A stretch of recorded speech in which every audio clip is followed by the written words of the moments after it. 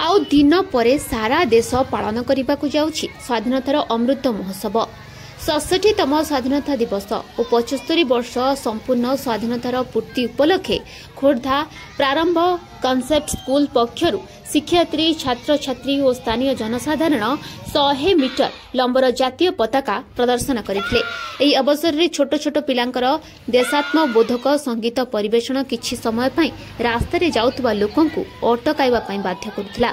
आजादी का अमृत महोत्सव अवसर में अनेक कार्यक्रम चलुवा बेले प्रारंभ स्कूल एभली प्रयास को सबु महल रे प्रशंसा करा जाइछे।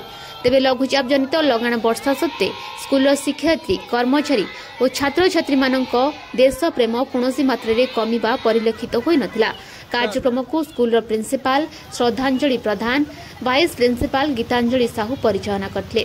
स्कूल प्रतिष्ठाता विश्वरंजन दास सौम्यरंजन दास उपस्थित रही छात्र छात्री मानक उत्साहित करथिले। खोर्धारू सूर्यनारायण महांती रिपोर्ट न्यूज एमुड़िया।